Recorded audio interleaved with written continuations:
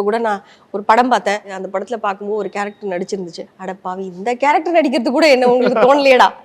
கடவுள் புண்ணியத்துல இது வரைக்கும் எனக்கு வேலை எப்படி வந்ததுன்னா எல்லாமே தேடி தேடி தான் வந்தது, திறமையை பார்த்து தான் வந்தது. ஸோ அதனால நான் என்ன நினைச்சேன்னா, அப்படி போக தேவையில்லை, நம்மளை பார்த்தா நம்மள திறமையை பார்த்தா நம்மளை தேடி கூப்பிட்டு கொடுத்துருவாங்கன்னு நினைச்சேன் நான். ஆனா அது கொஞ்சம் கால இடைவெளிக்கு அப்புறம் ரொம்ப தப்பாயிடுச்சு. என்னன்னா ஓவர் எக்ஸ்போஷர் ஆயிடுச்சு.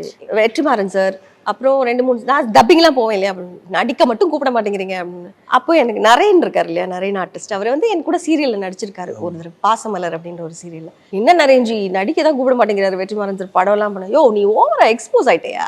எப்படி எடுத்துக்கலாம் ஓவர் எக்ஸ்போஸ்னா? டிவி சீரியல் ஆக்டர் நல்லது தானே, அது மக்களுக்கு பரிச்சயமான. அதுதான் எனக்கு புரியல. இப்போ பிரபலமா இருந்தா தானே உனக்கு ரோல் கிடைக்கும்.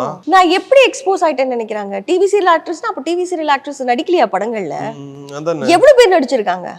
அப்ப அந்த இடத்துக்கு நம்ம தகுதியானவங்க இல்லைங்கிறனால இப்படி சும்மா ஒரு பொய்ய சொல்றாங்களா அப்படிங்கிற ஒரு மனசுல தோணும். அதனால இது போராடி போய் கேட்கறது வேஸ்டா, சரி வர்றது வரட்டும் அப்படின்னு சொல்லி பேசாம விட்டுருவேன். இப்போ கூட நான் ஒரு படம் பார்த்தேன் ரீசெண்டாக, ஒரு படம் ரொம்ப பாப்புலராக இப்போ வந்திருக்கு. அந்த படத்தில் பார்க்கும்போது ஒரு கேரக்டர் நடிச்சிருந்துச்சு. அட பாவி, இந்த கேரக்டர் நடிக்கிறது கூட என்ன உங்களுக்கு தோணலையேடா.